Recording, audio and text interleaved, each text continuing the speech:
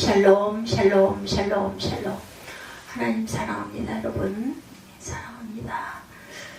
다윗의 용사들 그 10절에서 12절까지 내용 봅니다. 오늘 역대상이 47절까지 있어요. 그래서 다윗에게는 용사들이라는 제목인데 역대상 11장 10절에서 12절까지 나와 있네요.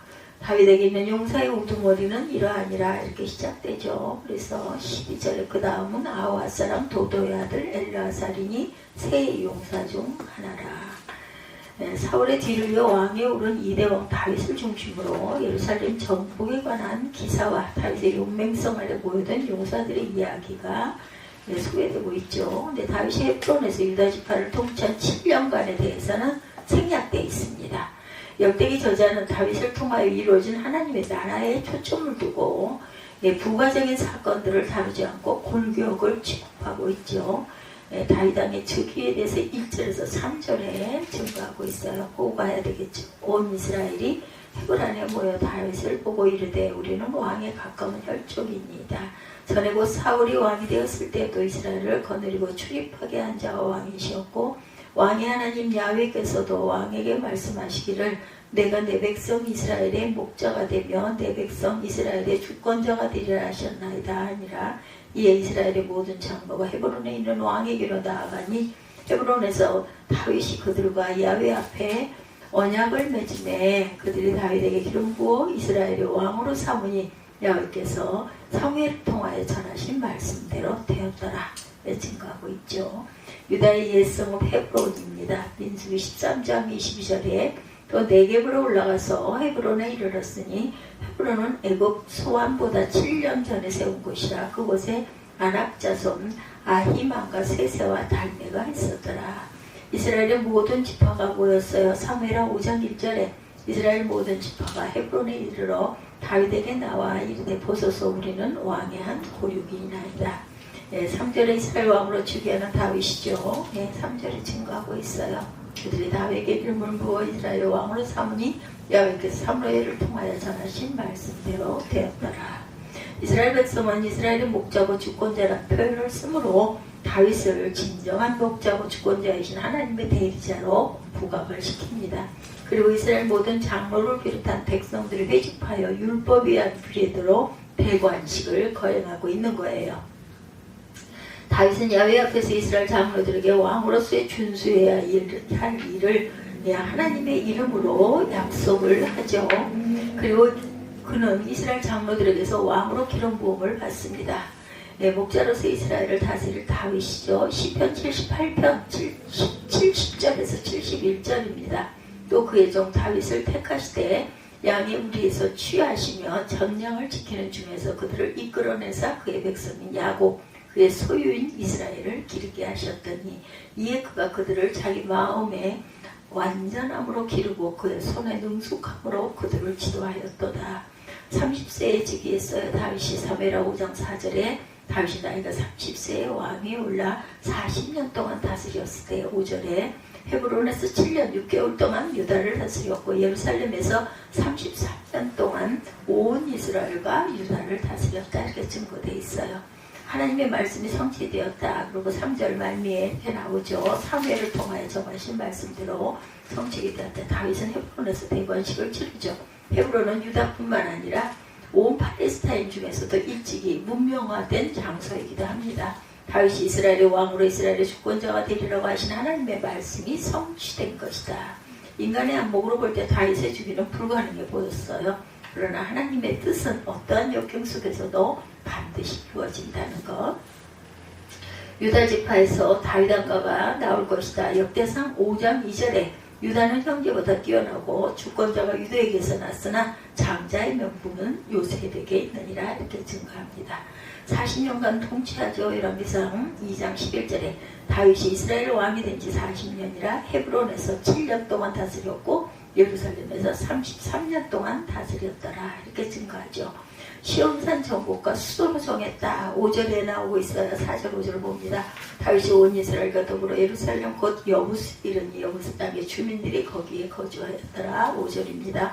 여부스 원주민이 다윗에게 이르기를 내가 이리로 들어오지 못하리라 하나 다윗이 시온 산성을 빼앗으니 이는 다윗성이더라. 다윗이 이르되 먼저 여부스 사람을 치는 자는 우두머리와 지휘관으로 삼으리라 하였더니 스베야의 아들 요압이 먼저 올라갔으므로 우두머리가 되죠. 요압이 이렇게 해서 그때부터 우두머리가 됩니다. 7절에 다윗이 그 산성에 살았으므로 무리가 다윗성이라 불렀고 다윗이 밀로에서부터 두루성을 쌓았고 그 성의 아버지는 요압이 증수하였더라. 만군의 여호와께서 함께 계시니 다윗이 점점 강성하여 가니라.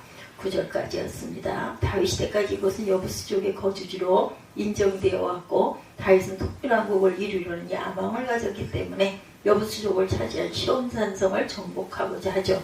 가나안 계통의 한 족속인 여부스 족속입니다. 창세기 10장 15, 9절에 가나안은 장자 시돈과 헷을 낳고 또 여부스 족속과 아모리 족속과 기르가스 족속과 히위 족속과 알가 족속과 신 족속과 나머지 지파에게 약속된 기업인 여부스입니다. 여호수아 18장 28절에 셀라와 엘렙과 여부스 곧 예루살렘과 기브아과 기럇딘이 14성읍이요 또 그 마을들이라. 이는 베냐민 자손이 그들의 가족대로 받은 기업이었더라. 시온산을 정복하죠. 5절에 다윗의 일행이 여부스에 이르자 여부스 사람들은 다윗의 치를 모르고 조소합니다. 이에 다윗은 시온산동을 먼저 치는 자를 장관으로 삼겠다 제안해서 요압 장군이 그 권리를 받게 되죠. 이 자리에 요압이 응하였고 오랫동안 여부스 족속이 차지했던 시온산성은 다윗에게 정복됩니다. 이스라엘에게 언약된 땅이기도 합니다. 출애굽기 13장 5절에 여호와께서 너를 인도하여 가나안 사람과 헷 사람과 아모리 사람과 히위 사람과 여부스 사람의 땅 곧을 땅 곧 내게 주시려고 내 조상들에게 맹세하신 바 저가 꿀이 흐르는 땅에 이르게 하시거든 너는 이달에 이 예식을 지켜 1회 동안 무교병을 먹고 7째 날에는 야훼께 절기를 지키라 말씀하셨어요. 야훼께서 정복을 약속하셨죠. 신명기 7장 24절에 그들의 왕들을 내 손에 넘기시니 너는 그들의 이름을 천하에서 제하여 버리라. 너를 당할 자가 없이 내가 마침내 그들을 진멸하리라 말씀하셨어요. 예루살렘에 정도하죠. 5절에 다윗은 여호수아 이래로 정복되지 못했던 여부스 족속의 거주지를 빼앗아 다윗성을 세웁니다. 이곳은 이스라엘의 점령된 후 예루살렘으로 불리게 되죠. 다윗은 이곳을 통일왕국의 수도로 삼습니다. 이스라엘 백성에게 있어 예루살렘은 정치, 종교, 문화의 중심지로 그들의 모든 삶을 지배하는 거룩한 장소죠. 이스라엘의 새 수도가 된 예루살렘입니다. 오늘 봄 사무엘하 5장 5절에도 여브론에서 7년 6개월 동안 유다를 다스렸고 예루살렘에서 33년 동안 이스라엘과 유다를 다스렸더라. 다윗의 용사들에 대해서 6, 7절에 부하들의 용맹에 대해서 소개합니다. 다윗의 번영은 무엇보다 하나님께서 그와 함께 하셨기 때문이고 또 한 가지 간과할 수 없는 것이 수하였던 부하들의 충성이죠. 영웅 그 주위에 영웅이 모이듯 다윗에게 수많은 용사들이 이렇게 모여듭니다. 여로보암은 다윗의 용사들 중에 가장 높은 지휘감으로 그는 한 번에 300명의 적을 죽이기도 했다고 그래요. 엘르아살과 산마를 비롯하여 생명을 걸고 베들레헴 울물물을 길어온 세 용사 요압의 아우 아비새와 여호야다의 아들 분하야 등 유명한 전사들이 다윗과 함께 하죠. 이들 중에 빛나는 전과로 후손에게 회자될 영웅도 있지만 이름 없이 빛도 없이 사라진 용사들도 많다. 다윗과 행동을 같이 했어요. 사무엘상 27장 2절에 다윗이 일어나 함께 있는 사람 600명과 더불어 가드왕 마옥의 아들 아기스에게로 건너가니라 이렇게 증거하고 있습니다. 용사들과 다윗에 대해서 7절에서 9절까지 쭉 말씀하죠. 다윗이 그 산성에 살았으므로 무리가 다윗성이라 불렀고 다윗이 밀로에서부터 두루성을 쌓았고 그 성의 나머지는 요압의 중서하였더라. 만군의 여호와께 함께 계시니 다윗이 점점 강성하여 가니라. 다윗의 용사 중에 상당수의 이방인도 이렇게 있었다. 이들은 다윗의 친위 대원과 암몬 사람 셀렉 그리고 모압 사람 이드마이다라고 증거합니다. 이방인들이 다윗의 용사의 반이라 수 있었던 것은 다윗의 포용성을 알려주고 있죠. 다윗은 베들레헴의 우물물을 마시고자 하는 갈망이 컸으나 그 물을 얻었을 때 그 물을 마시지 않고 야훼께 부어드리죠. 다윗은 이러한 행동이 하나님께 영광을 돌리려는 그의 마음, 신앙을 엿볼 수가 있습니다. 공평하게 치리하는 다윗입니다. 사무엘상 30장 24절에 이 일에 누가 너희에게 듣겠느냐? 전전에 내려갔던 자의 분깃이나 소유물 곁에 머물렀던 자의 분깃이 동일할지 이같이 분배할 것이니라 하고 25절에 3회성 30장 25절에 그날부터 다윗이 이것으로 이스라엘의 율례와 규례를 삼았더니 오늘까지 이르니라. 다윗에게 충성을 맹세하는 용사들이죠. 6대상 12장 18절에도 갓사람 중에서 광야에 있는 요새에 이르러 다윗에게 돌아온 자가 있었으니 다 용사여 싸움에 익숙하여 방패와 창을 능히 쓰는 자라. 그의 얼굴은 사자 같고 빠르기는 산의 사슴 같으니 그 우두머리는 에셀이요 둘째는 오바다요 셋째는 엘리압이요 이렇게 말씀하고 있습니다. 스파르타 300 용사에 관한 이야기는 몇 년 전에 영화로도 나왔었지만 언제 들어도 정말 감동적인 실화이기도 하죠. 페르시아의 20만 대군이 그리스를 2차로 침략해 갔을 때 스파르타의 레오나다스 왕은 아테네에 정복되고 나면 그 다음은 바로 자기네 차례가 될 것을 알고 있었기 때문에 함께 동맹군을 결성하고 대항하기로 결심을 합니다. 그렇지만 스파르타의 국민들은 자국 군대가 국경 밖으로 나가면 국내에서 노예들이 반란을 일으킬까 두려웠기 때문에 참전을 꺼렸고 그 결과 레오나다스 왕은 겨우 300명의 군인들만 데리고 갈 수가 있었다고 해요. 수적으로 도저히 상대가 되지 않은 전력이었음에도 불구하고 레오나다스 왕은 그들을 이끌어 테르모필레라는 곳으로 나아가 페르시아의 대군을 맞이합니다. 그곳은 페르시아의 군이 반드시 통과해야 하는 좁은 통로였는데 한쪽은 험준한 산이고 다른 한쪽은 바다로 떨어지는 절벽이어서 페르시아 군대가 한꺼번에 많은 병력을 투입할 수 없는 천혜의 요지이기도 했다고 하죠. 어릴 때부터 정예군인으로 훈련을 받았던 스파르타의 용사들은 그곳에서 일주일 동안이나 페르시아군을 용감히 막아냈지만 상금의 눈이 먼 그리스의 한 농부가 페르시아의 크세르세스 왕에게 산을 넘을 수 있는 우회로를 가르쳐준 바람에 결국 앞뒤로 포위당하는 지경에 처하고 맙니다. 그럼에도 불구하고 네오나다스 왕을 위시한 300용사들은 끝까지 저항하고 싸웠고 그 결과 단 한 명도 남지 않고 전원 장렬하게 전사했던 것이었던 거죠. 그렇지만 그들의 희생 덕분에 시간을 벌게 되면서 그리스 동맹군은 결국 전쟁에서 승리하게 되고 그 후에 그리스 사람들이 테르모필레의 협곡에 그 300용사들을 기념하는 비를 세웠는데 거기에는 길손들이여 스파르타에 가서 전해줘. 조국의 명을 받들어 우리가 여기 이렇게 누워있노라고 새겨져 있다고 해요. 이스라엘의 전성기를 일으켰던 다윗 왕 역시 그처럼 용감한 정예군 용사들을 거느리고 있었다는 것. 오늘의 본문이 바로 그 용사들의 대표적인 전공을 총망라해 놓은 내용입니다. 저는 예나 지금이나 전투하는 지상교회가 원수 마귀를 대적하는 싸움에서 승리하기 위해서 우리 그 기독교인들이 과연 어떤 영적 용사가 되어야 하는지 함께 상고해 봅니다. 첫 번째, 신앙의 용사는 전세가 불리할 때일수록 더욱 용맹을 발휘하여 자기 편에 사기를 북돋을 줄 알아야 된다. 본문 10절부터 14절에 다윗에게는 용사의 두목은 이러하니라. 이 사람들이 온 이스라엘로 더불어 다윗의 힘을 모아 나라를 얻게 하고 세워 왕을 삼았으니 이는 야훼께서 이스라엘에 대하여 이르신 말씀대로 함이었더라. 다윗에게는 용사의 수요가 이러하니라. 학몬 사람의 아들 아소보암은 30인의 두목이라. 거기 창을 들어 한때 400인을 죽였고 300인을 죽였고 그 다음은 아오아 사람 도도의 아들 엘르아살이 세 용사 중 하나라. 저가 비스딘면에서 다윗과 함께 하였더니 블레셋 사람이 그곳에 모여와 치니 거기 보리가 많이 난 밭이 있더라. 백성들이 블레셋 사람 앞에서 도망하되 저희가 14절입니다. 그 밭 가운데 서서 그 밭을 보아여 블레셋 사람을 죽였으니 야훼께서 큰 구원으로 구원하심이었더라. 이렇게 기록되어 있어요. 여기 나타나 있는 두 용사, 소위 세 용사 혹은 첫 3인이라 불린 자들 중에 속한 멤버였는데 그처럼 용맹과 무공으로 유명했던 삼총사 중 첫째가 바로 30인의 두목인 야소보암이다. 이렇게 증거하죠. 본문에 이 야소보암이 창을 들어 한때 한꺼번에 300인을 죽였다고 했는데 같은 사건을 기록하고 있는 사무엘하 23장 8절에 보면 그가 800명을 죽였다 이렇게 나와 있습니다. 아마 사무엘하에 있는 것은 그가 죽인 적군 전체의 숫자이고 역대상의 내용은 어느 한 전투에서 일시에 죽인 숫자를 말하는 것이다 이렇게 말하고 있어요.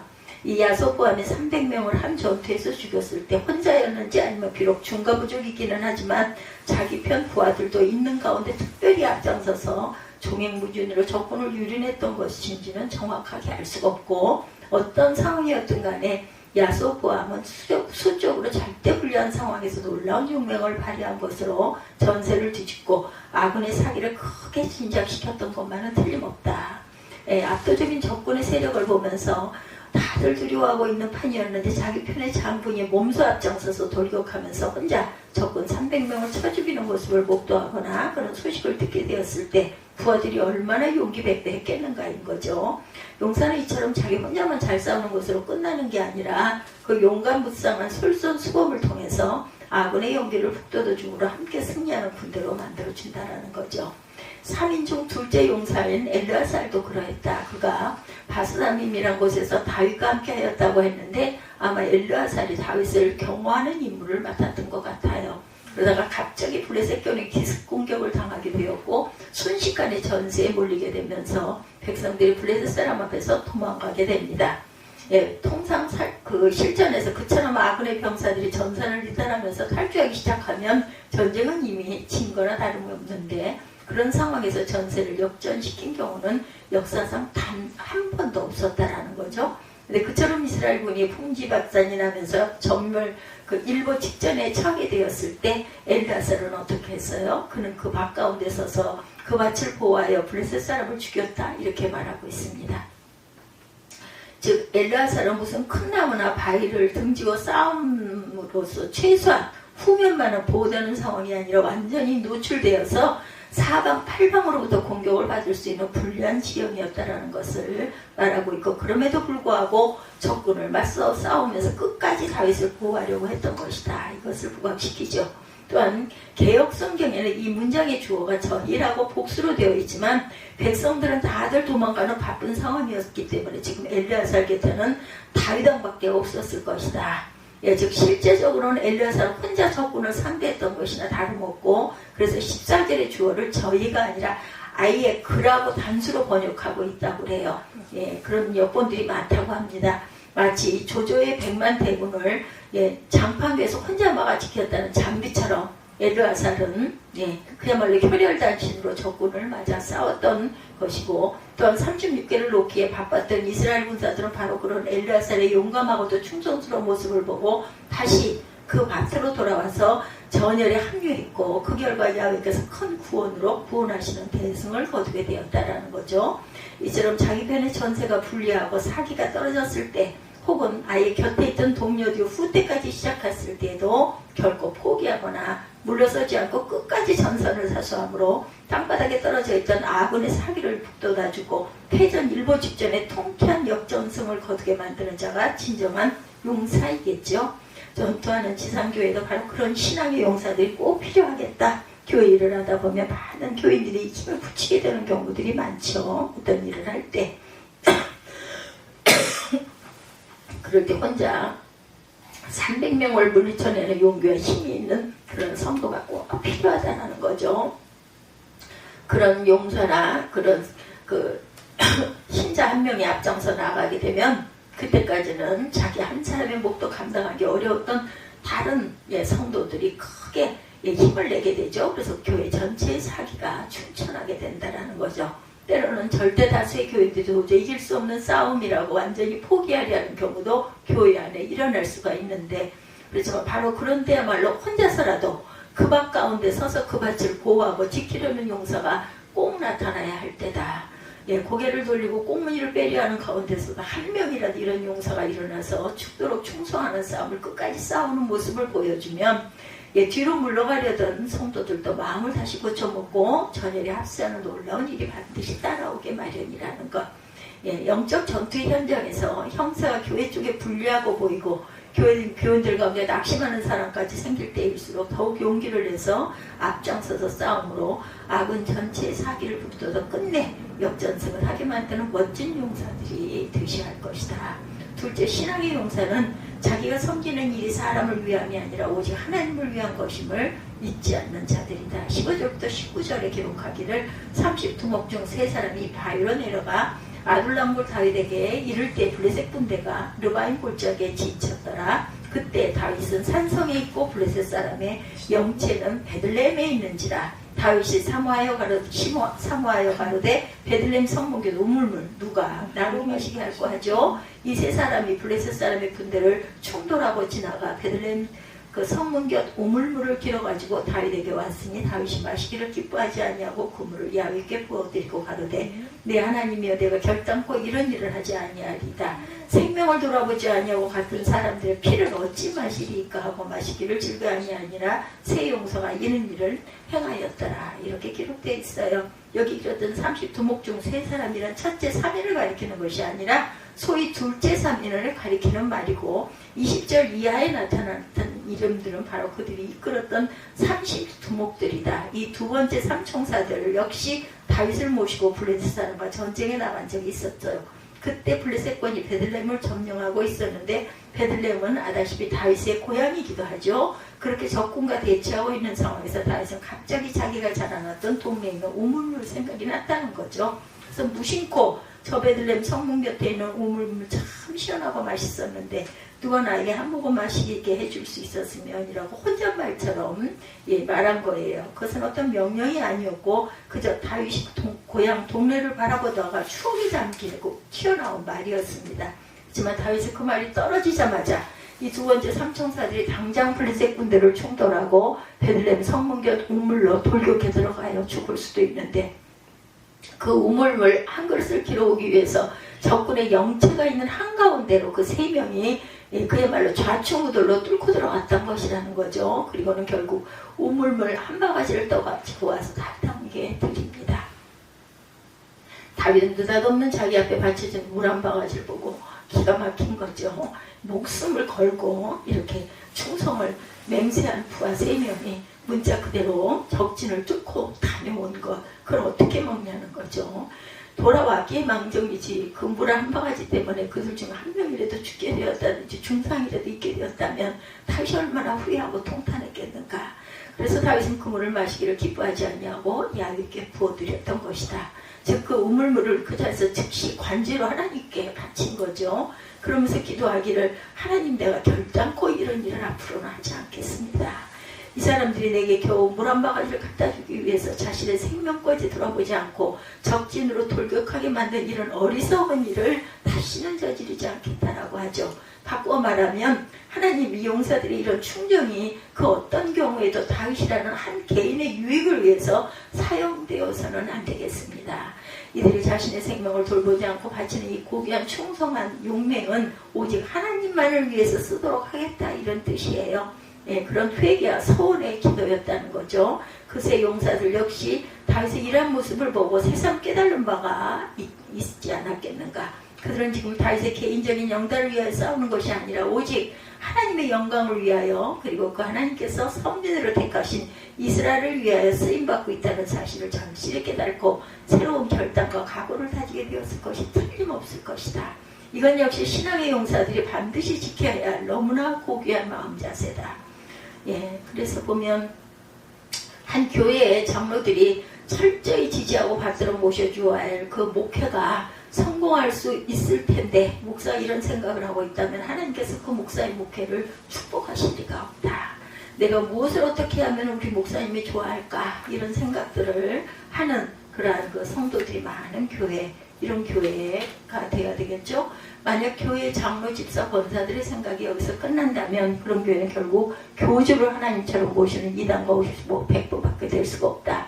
강단에 설 때마다 우리 교회 성도들로 하여금 정말 하나님을 두려워하면서 생애 최고의 전부를 제물로 바치게 만들어야 할 텐데라는 마음으로 가르치는 목사, 교회를 출입할 때마다 내가 우리 교회의 머리 되신 주님을 기쁘시게 하기 위해서 무엇을 어떻게 충성하고 섬겨야 할까라는 간절함으로 기도하고 헌신하는 성도들, 바로 이런 용장과 용사들이 있는 교회만이 진정 연전연승할 수 있지 않겠는가.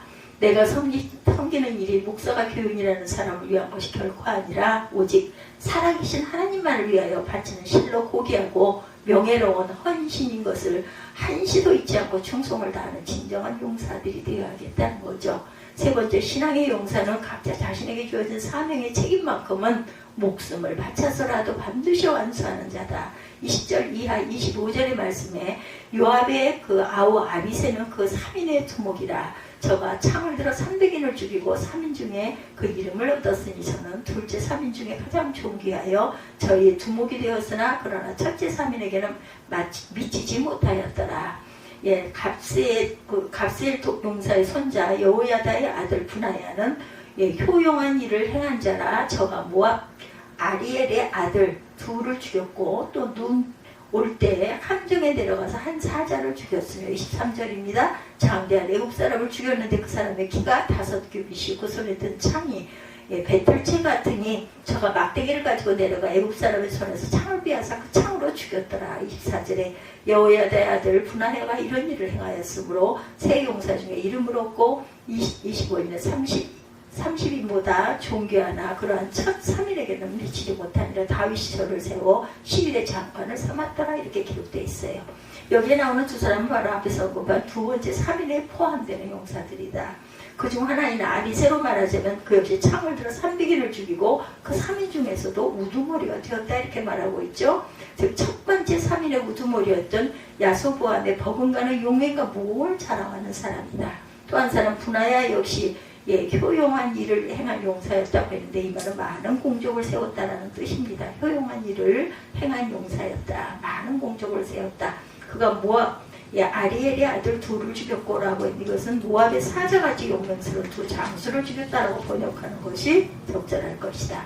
그뿐 아니라 분하야는 눈 올 때 함정에 내려가 한 사자를 죽였다고 했는데 아마 눈이 덮여 먹을 것을 찾지 못해 인가에 내려가 사자의 함정에 빠졌을 때 그 속에 뛰어들어가 직접 사자를 죽였다는 뜻일 것이다. 왜냐하면 양식이 없으니까 그걸 잡아먹었겠죠.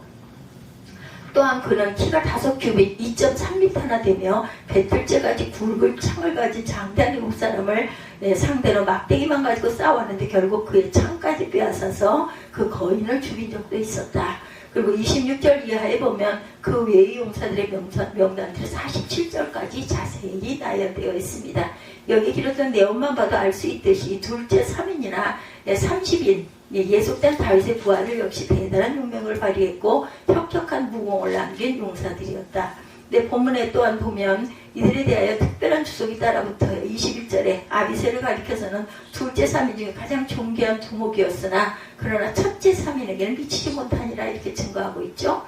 예, 분하야에 대해서도 역시 25절에 30인보다 존귀하니 그러한 첫 3인에게는 미치지 못한다. 즉 객관적인 판단을 통해서 볼 때 둘째 3인보다는 첫째 3인이 단연 뛰어났다는 것을 예, 가리키고 있어요. 다시 말해서 다윗의 휘하에 있던 부하들이 개개인으로 보면 다 뛰어난 용사이면 틀림없지만 비교해보자면 그중 가장 돋보이는 첫 3인이었고 그 다음이 둘째 3인이고 그 외에 30인의 용사들이 있었다라고 우리가 해석할 수가 있습니다. 하지만 그렇게 능력의 차이는 있다 할지라도 그들 모두가 다윗이 이스라엘 왕국을 강력히 건설하는 데 있어서 꼭 필요한 존재들이었다. 아무리 첫 3인이 그처럼 돋보이는 용사들이었다 하더라도 그들의 힘만으로 그런 막중한 일을 결코 해낼 수가 없다. 거기에는 첫 번 3인의 충성과 용맹을 이어받은 둘째 3인이 꼭 있어야 했고 그런 삼총사들이 두목으로 따르면서 함께 수많은 전투를 치렀던 30인의 특전단 역시 없어서는 안 될 아주 정의 요원이었다. 즉 최고의 용사들 뿐만 아니라 그보다 조금 못한다 하지라도 각자에게 주어진 한 목만큼은 톡톡히 다 해낸 일반 용사들이 있었기 때문에 다윗아마 명실공히 이스라엘의 전성기를 구축할 수가 있었다라는 거예요. 이것은 교회 왕국 안에도 마찬가지가 아니겠는가. 교회에 앞장서 싸우는 첫 3인의 사명을 감당할 훌륭한 장로들이 있어야 되고 또 그런 선배들의 모범을 본받아 그의 뒤를 잇는 둘째 3인이 될 후배 장로들도 반드시 필요하다. 그뿐 아니라 그런 감독들의 지도하에 교회 일의 손발 노릇을 감당하는 30인의 집사, 권사들이 반드시 따라야만 하는 것이 두어할 필요도 없다라는 거예요. 다 사도가 될 수 없고 다 선지자가 될 수 없지만 우리 모두는 한 명도 빠짐없이 교회에 없어서는 안 될 필수적인 자체요. 그런 요긴한 군사들인 것이다. 교인 전부가 다 첫삼인 같은 사람으로만 구성되어 있는 지상교회는 하나라도 있을 수가 없다는 거예요. 교회는 목사 한 사람만이 영역으로 되는 것도 아니고 장로들만 목사를 잘 보좌하고 협력한다 해서 되는 것도 절대로 아니다. 목사로부터 시작해 평신도 한 사람 한 사람에게 이르기까지 각자가 받은 자기 몫인 그 몫의 그 십자가를 지고 나아가야 교회 전체는 승리하는 교회가 될 수 있다는 거죠. 축복과 영광을 누릴 수 있음을 꼭 기억하고 교회를 통해서 자신의 이름을 그리스도의 구속사에 꼭 남기는 신앙의 용사들이 되어야 할 것이다. 10절 상반절을 다시 보면 다윗에게 있는 용사의 두목은 이러하니라 하고 시작하면서 이 사람들이 온 이스라엘로 더불어 다윗의 힘을 도와 나라를 얻게 하고 왕을 삼았으니 이렇게 증거하고 있어요. 다윗은 결코 자기 개인의 능력으로 이스라엘을 세웠던 것이 아니라 바로 이런 용사들이 있었던 까닭에 그처럼 이스라엘의 전성기를 이룩할 수가 있었다. 교회도 마찬가지. 교회는 물론 말씀을 맡은 장로인 목사를 중심으로 세워져야 되지만 강단에서 목사가 설교하는 소리만 있고 그 말씀대로 용명을 떨치고 힘을 발휘하는 용사가 나타나지 않는다면 그것은 그야말로 소리나는 부리와 울리는 꽹과리 같은 교회가 되고 말 것이라는 것. 그죠? 용장 밑에 용사가 따라야 실전에서 백승하는 교회가 될 것이다. 서론에서 말씀드렸던 네오니다스 왕과 스파르타의 300용사들은 단지 조국을 구했을 뿐만 아니라 세계사의 흐름을 바꾸었어요. 그들이 아니었다면 페르시아가 그리스를 정복했을 것이고 만약 그렇게 되었더라면 그 이후에 세계사는 서양이 아니라 동양을 중심으로 지금까지 전개되었을 것이기 때문이다. 마찬가지로 소수라 할지라도 신앙의 용사들도 똘똘 뭉쳐진 교회는 단지 자기 교회가 성장하는 축복만 받은 것이 아니라 그리스도의 구속사 완성의 실로 결정적인 역할을 감당할 수가 있다는 것. 예, 이런 용사들이 계속 나타나야 할 것이다. 교회가 어렵고 힘들 때일수록 다른 교우들의 영적 사기를 북돋우고 교회 전체의 전의를 가다듬어 줄 수 있도록 혼자라도 앞장서 죽을 때까지 싸울 각오가 되어 있는 저와 여러분들이 되셔야 한다는 거예요. 어떤 경우에도 사람의 체면이나 입장 같은 것은 따지지 않고 오로지 하나님만을 기쁘시게 하기 위해서 적진에 충돌하며 그 한가운데로 돌파해 나가는 둘째 3인들이 우리 교회에도 새벽교회에도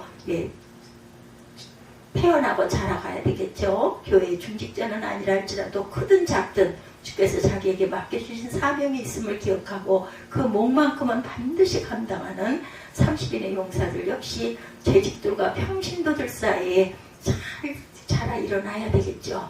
전세가 불리해 보일 때일수록 오히려 앞장서 돌진하고 오직 하나님께 영광을 돌리고자 하는 목적을 붙들고 싸우고 끝까지 자기가 서 있는 자리만큼은 죽을 각오로 지키는 이런 신앙의 용사들이 되어서 교회를 중심으로 영광스러운 축복의 전성기를 함께 누리는 교회들 그리고 성도들이 되시기를 주님의 이름으로 축복합니다.